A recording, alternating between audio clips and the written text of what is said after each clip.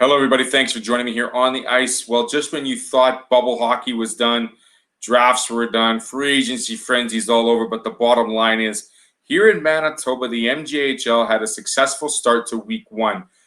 And we get to catch up with the voice of the Dauphin Kings, Double D Darnell Duff, as he sits down and chats with me today with regards to how Dauphin looked, as well as how these divisions, these three different divisions, are going to be providing more of a rivalry per se, or more of just the fact that they're going to get sick and tired of playing the same three teams over and over. The bottom line is hockey is back. Dauphin had a great second game, not a great opener. We'll get to that in just a moment here with Double D. And as well, we'll look around the rest of the league and see how the teams looked and whether or not it's really a measuring stick considering what's going on and everything that's going on here in week one. So here on the ice with me, Double D Darnell.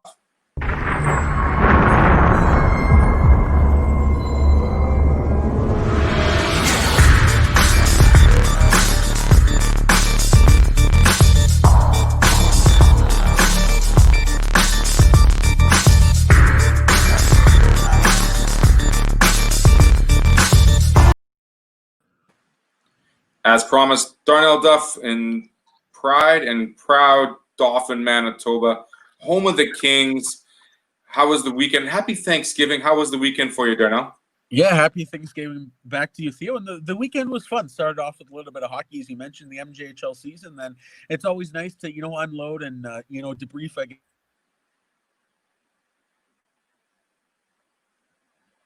And some time with the new birds. I got 5 of those, so it was a fun weekend. Kick it off with some hockey, and then end the weekend with some family as well. Before we get to the hockey, how did the rust feel getting that shaken off behind the mic after quite a hiatus, not being around play-by-play? Yeah, you look at March 10th. That was my last broadcast when everything shut down. It was a double overtime thriller. My heart was pumping. The Kings had the momentum going into game 4, which would have been played on the Friday night. Everything was shut down on the Thursday. So that didn't take place. So you look forward about 8 months or so. There was some rust, but I go to training camp. I sort of, stand in the corner and talk to myself, practice, prepare when they're doing 3-on-3, 4-on-4, 5-on-5. But when you get to, game intensity, game speed, of course, that rust, it's going to set in. But at the same point, it's almost about repetition. Like, what you're supposed to do. It's just about getting down to, your game style as the guys are working, on the ice to continue to get better. As a broadcaster, I'm continuing to get better. So there was some rust, but, it's just a great feeling to be happy, a great feeling to be back behind the mic. I'm happy. And, I think I shook off the rust decently, still ways to go, but definitely was a thrill to be back. Absolutely. Let's talk about the difference between what it was watching a preseason game and then watching this first weekend of regular season action, Darnell. What did you notice most that was different about the team in terms of their energy level, perhaps, or how they were playing? Was there still a lot of things they got to work out as a team? I mean, it's still extremely early in the season, but what did you notice the difference between the team preseason-wise to regular season? Well, the preseason is always interesting, specifically this year, because we only had the chance to play 3 games opposed to the normal 4. So we usually play 2 rookie games against Swan Valley. So really the only game that the veterans were in the lineup were against the Nipowa natives in the second preseason. Check that third preseason game where all the mainstays were in the lineup. Grady Hobbs, Nakoden Grayes didn't actually play. Kobe Morris, who was off to a great start.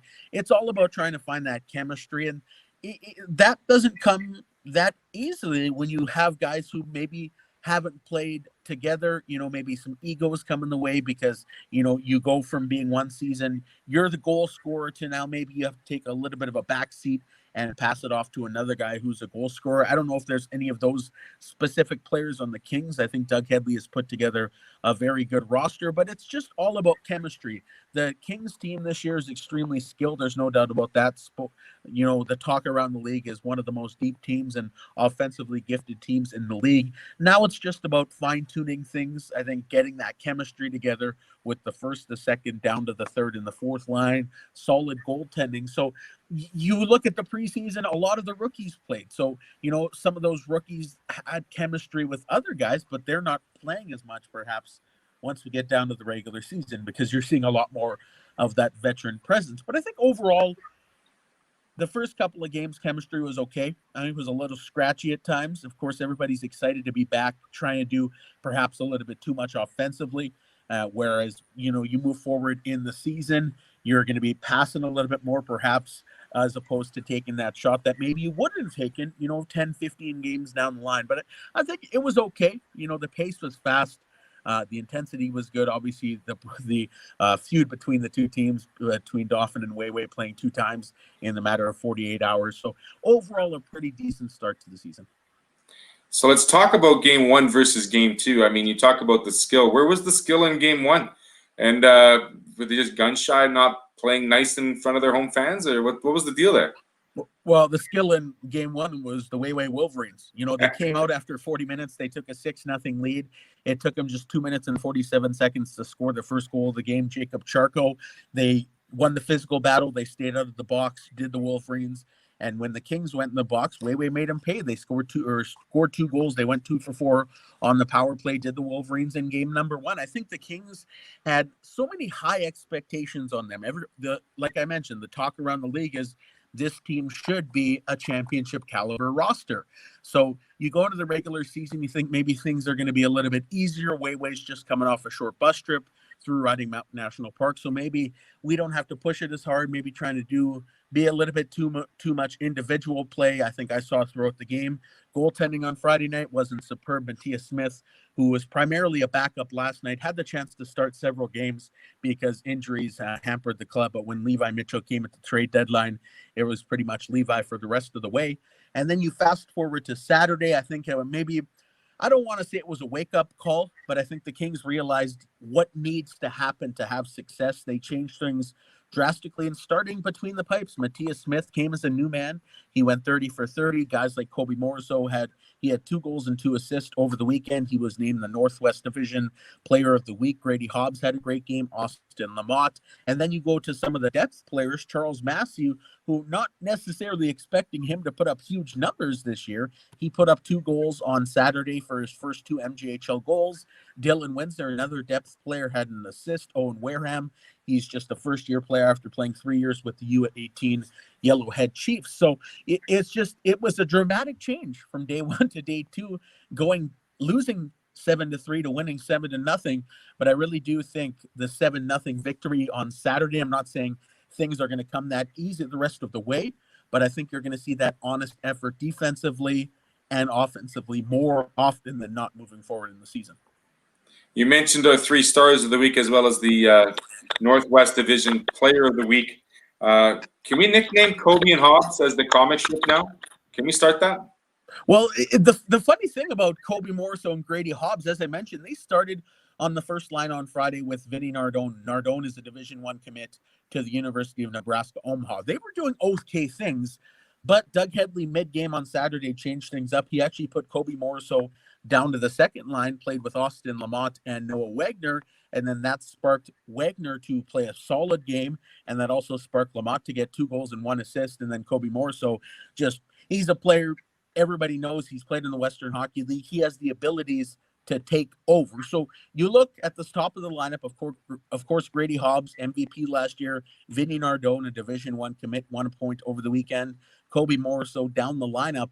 But when you look at 2 mainstays on this roster, of course, you're looking at Kobe, a guy who can literally take over a game at any point. He's physical, he has speed, he's got good hands, and he has a great shot. And then Grady Hobbs, 43 goals last year. You look at that 2-headed duo, that's quite the dynamic duo, even though they may not be playing on the same line, but you put up the first line of Grady Hobbs, and then you bring out the second line with Kobe Morrisseau. That's 2 tough lines to stop that are coming out consecutively. It's a 1-2 punch. We could say all the different, innuendos and all the different lines possible. But do you think it's maybe the fact that when you have players like Kobe and Hobbs on separate lines, it gives each player just a little more room to do what they need to do or what they're able to do on separate lines? Yeah, because I really do. And I think you nailed that on the head because, when you have all-star players playing on the same line, that's why I think Vinny Nardone and Grady Hobbs complement each other very well because Nardone has admitted that he's a pass-first kind of guy. The Kings picked him up in the offseason from the BCHL, and as I mentioned, he's a Division I commit. He's a pass-first guy. Grady Hobbs, although he can pass, has nice passes as well, likes to go through the seam. He is a shooter. There's no doubt about that. He loves to curl off the wall and shoot from the hash marks high slot, and he's got a taser of a shot. So that's why Nardone and Hobbs are going to complement each other so well. And then down to the second line, as you mentioned, Austin Lamott is that gritty guy. He goes into the corner. He's got speed. He's got skill. He's got good hands. He has that chemistry with Kobe Morriso, who does the same thing, but both players have the ability to be playmakers. They both can shoot, Lamott and Morriso, there's no doubt about it, but they both can pass and get down to the dirty areas and get down to the blue paint. So those first two lines have a lot of players that can complement each other. And we didn't even mention Noah Wagner, who played on the second line. He fit in really well with Austin Lamott and Kobe Morris. So I think he had a struggled start to the season, but then he bounced back once that line was formed. And then Braden Young, who last year was a third, fourth line guy. He's not a guy with a ton of skill, but he's a guy who works hard. He can win you faceoffs. He'll go into the corner. As I mentioned, he's not a guy that's going to score you 20 to 25 goals, but he's going to, take that brunt of the physicality load off of Hobbs, off of Nardone, and put it on his shoulders. And he's doing a really nice job in the first line as well. So it's a dynamic team. There's no doubt about it. And it all starts with Mr. Hobbs for sure. How does that defensive core look? I mean, giving up 7 in the first and then blanking in the second. Did they kind of realize what they needed to, clean up on their act, so to speak? And obviously having netminder Matthias Smith pick up, in the second game, not allowing a goal on 30 shots was a huge deal for that win in game number 2. Yeah, so we talk about all the forwards and how offensively gifted the forward tandem are. But on the back end, this is a team who they love to get initiated defensively. The defenders love to get in the offense. Cole DeConnick had 21 goals last year, 62 overall points. He led MJHL in all-time in points for last season from the back end. Parker Malchuk, a guy who's a very good skater. He has a good shot as well. He likes to get in the offense. Caden Eilot is a guy. Owen Wareham. The Kings probably have 5 or 6 defenders, and they only dress 6 on a night, that can get it on the rush and capitalize offensively. And I think that's something that they were trying to do a little bit too much of on Friday night. They have to remember that, yes, scoring goals from the back end is nice. A big slapper from the point, or, weaving your way through defender. That is fantastic. And that's great to see. Great for me to call all that. But they have to focus on their own end first. They have to help out Matthias Smith. Matthias, as I mentioned, didn't play a good game on Friday, not his best, went just 14 for 20, but there were a couple of goals that literally Wolverines forwards were left wide open in front. I think the Wolverines, I counted it, had like 8 or 9 2-on-1s and 3-on-2 combinations throughout the game. That is something that can happen. The defenders have to stay back. Of course, when you have an opportunity, as we saw it on Saturday night with Owen Wareham, scored his first Manitoba Junior Hockey League goal. Sure, go offensive, try and capitalize, help out, complement those forwards that we know can score. But when it gets down to business, you got to be back in your own end, focusing, helping your goaltender.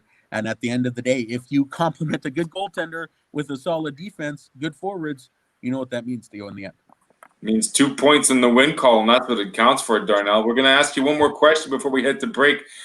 The attitude, the atmosphere at the home rink in Dauphin, how was it to see, the community backing up its team, looking forward to watching, playing some hockey, finally, after such a long hiatus away from the game?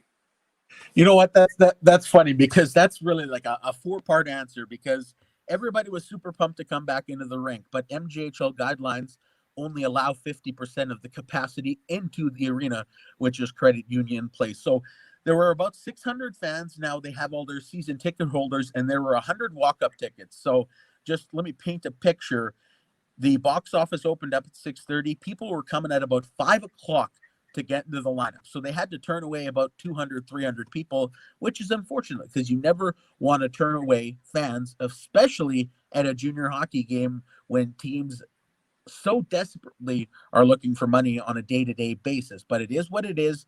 Just glad to be back in the rink. So you can't really complain about that. But when you got into the rink, there was a lot of passion, a lot of excitement, a lot of buzz before the game, throughout the warm-ups. Of course, the Kings always do a fantastic job of their pregame ceremony with a light show run by Renee Ronson. Then you got into the game, 2:57 in, this crowd was silenced. Really, for the rest of the game, the crowd was silenced. And I know the Kings scored 3 goals in the third period, but I will say the buzz before the game was fantastic. Even the first couple of minutes were excited. And yeah, after Wei took a 1-0 lead, it quieted down a little bit, but then the Kings had some chances. So overall, the fan base in Dauphin are extremely passionate. They love this Kings team. They know what they have done in the past with championships, one of the most storied franchises in Canadian Junior Hockey League history. So I think they're going to continue to rally behind the Kings, especially after seeing what they did on Saturday night. No doubt. It looks like a promising year for the Kings. We're going to talk about the rest of the division as well as the other 2 divisions in the MJ when we come back after the break here on the ice.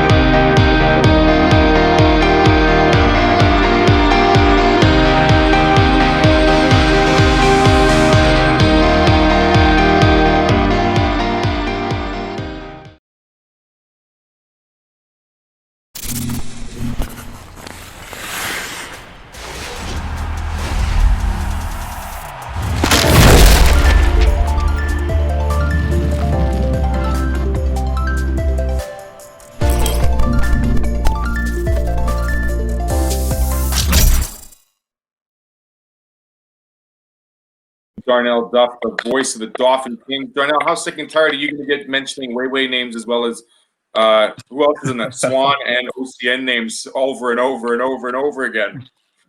You know what? It's going to come to a point, and even during the second game, I'm pretty good with, memorizing names and numbers, but it's going to come to a point where I literally won't even need the lineup sheets anymore because I'm saying these players so often. But I don't mind that. You see that familiarity between the teams, that rivalry that continues to build. But yeah, a lineup sheet is something that I'm not going to need moving forward, I don't think. No, we've got, like I said, the Northwest Division. You got Swan, you got Wei, you got yourselves, the Kings, and OCN. OCN still looking for that first win after the weekend. How do you see the Northwest kind of shaping up as being who's going to be that power team and who's going to be, vying for that second spot? Yeah, and I broadcast for the Kings. Of course, I want to see the Kings win. But with that being said, I'm biased, but I do believe the Kings should win the Northwest Division. I don't think there's, a team up and down the lineup that are as deep as the Dauphin Kings. So I think the Kings will get that first spot in the Northwest Division moving forward into the playoffs. And of course, the MJHL playoff format was announced last week. They're going to stay within the divisions for the first couple of rounds, starting with 1 versus 4, 2 versus 3. In second, I think this is a really good battle between Wei and Swan. In my opinion, Wei is probably a little bit ahead of Swan as far as offensive capabilities, but in net, the Swan Valley Stampeders, Mikael Fouché, 83 for 88 over the weekend against the OCN Blizzard. He was fantastic. A 20-year-old from St. Hubert, Quebec.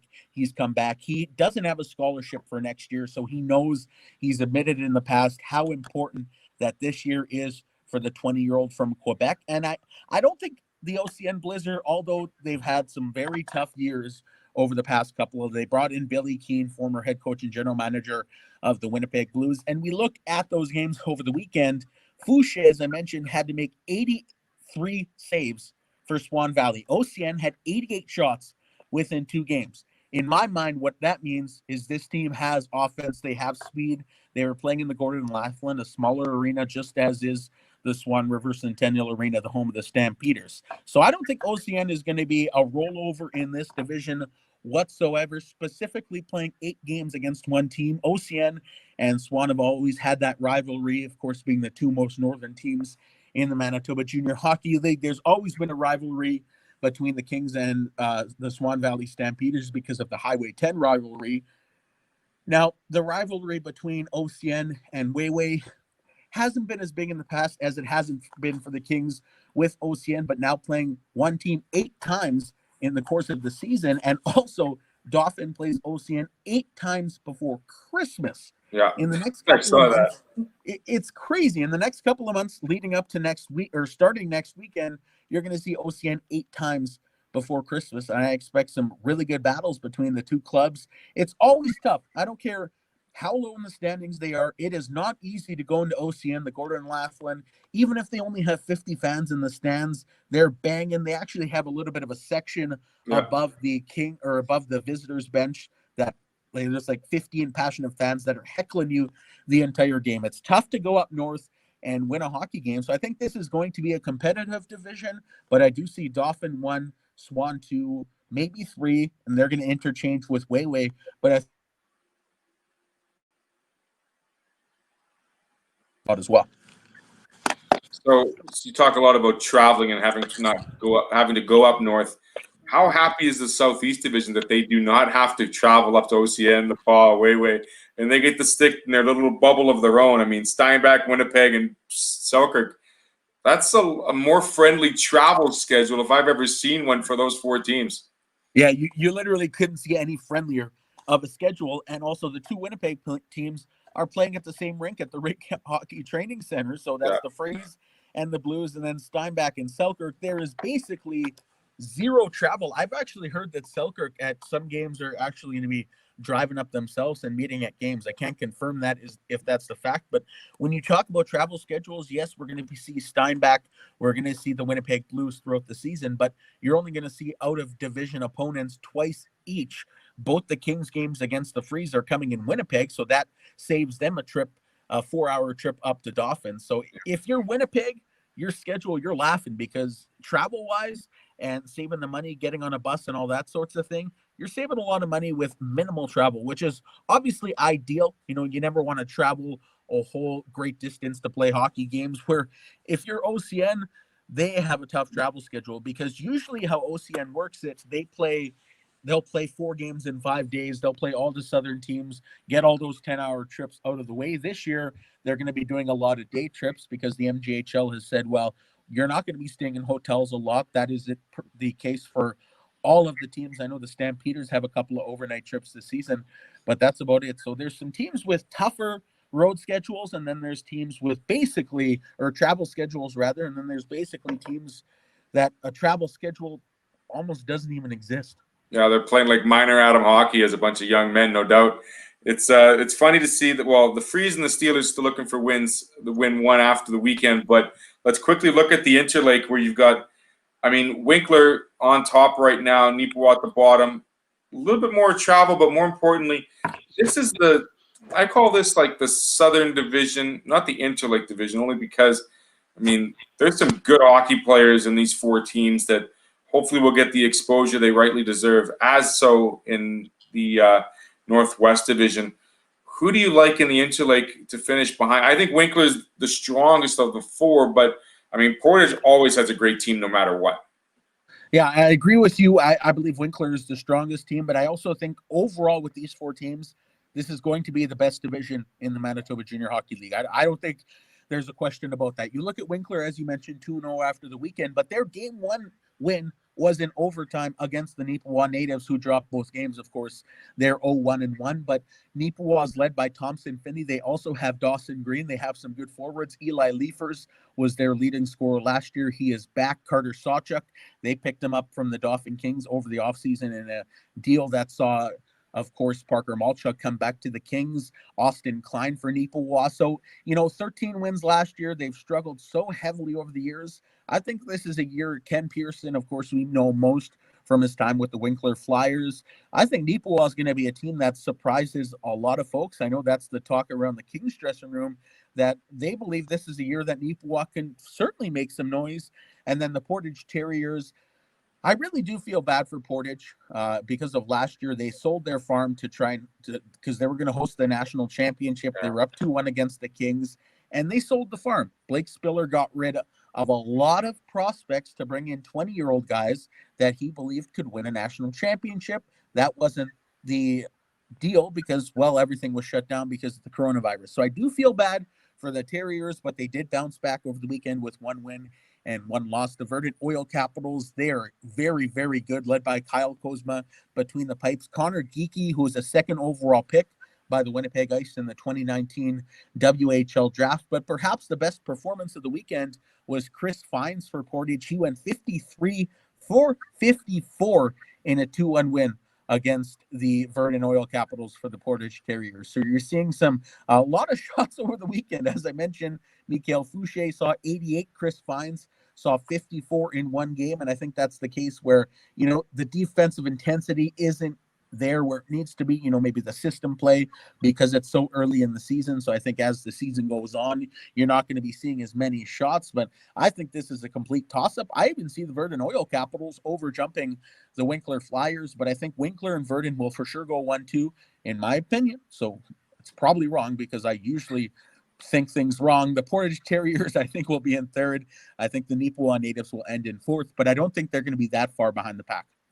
Do you think that there's more parity in the league now, considering all the different rules and restrictions and guidelines that are in place?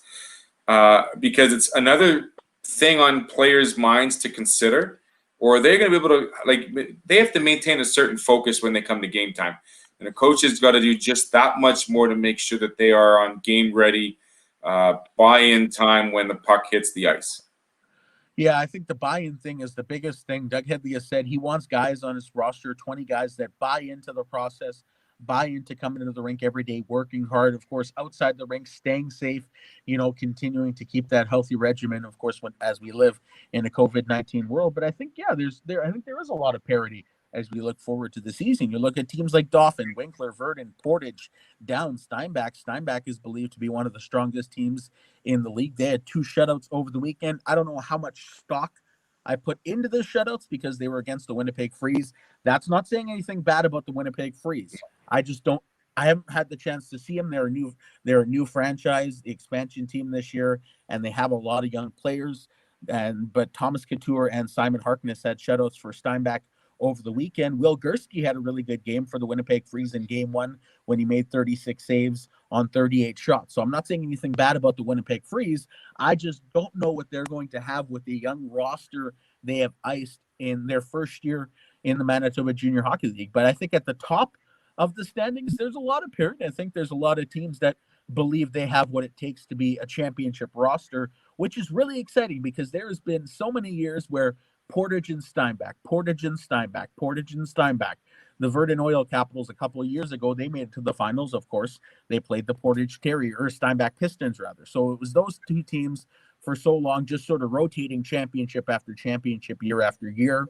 But now I think there's 5-6 teams that think they have championship aspirations in a weird season because we're only playing 40 games compared to the normal 60. So what it means is you could be finished the postseason in less than 60 games, where in a normal season, you're not even done the regular season with 60. So I think it's really interesting. I think there's going to be a lot of fun stuff throughout the season. I just hope everybody can stay safe. I hope there's no outbreaks or anything like that.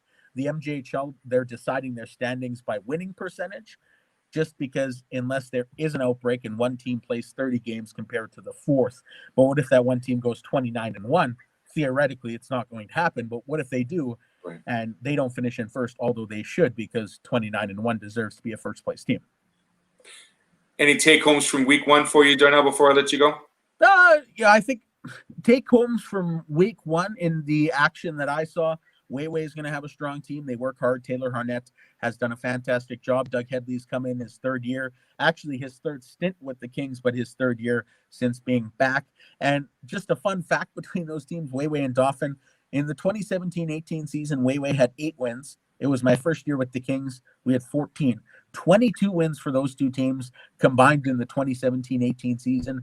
They have turned things around. Now there are 2 teams that believe they can win a championship. The Portage Terriers. Going to be really interesting to see. Blake Spiller always does a wonderful job of bringing in pieces. Even if the season doesn't start off as well as they wanted it to, I can put a good bet that come March, the Portage Terriers are going to be right there. The Winkler Flyers, a team to watch. I love this divisional play. I like the fact that, it's only a 2-game bump from previous years as far as playing, you know, a few teams 8 times, because usually you play each team 6 times.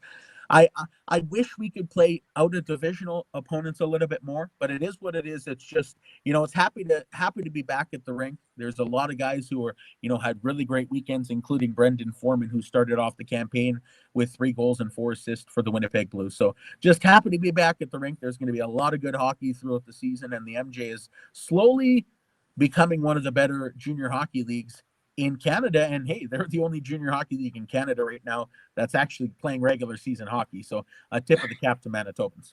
That's exactly it. If you're looking for junior hockey, look no further than the MJHL, the only league right now that is really getting their boots together and playing regular season hockey, like you said, Darnell. Great catching up with you. I'm glad you got the rust off the old, the old microphone in front of you with the play-by-play with the Kings. Love to chat hockey with you as always. Thanks for taking care of the time, and look forward to you showing some more pictures of them birds later on this week. No doubt about it, Thea. Thanks for having me on today. Darnell Duff with the Dauphin Kings, little week 1 action and reaction as we look at how regular season action started here in Manitoba. Thanks for watching Amateur Sports TV on the Ice. Show is Tuesdays and Thursday nights, as well as the Coaches Parlay every second Saturday here on ASTV on all social media channels. Thanks for watching. Have a great day and take care of yourselves. Be safe out there. And we'll talk to you soon. Bye-bye.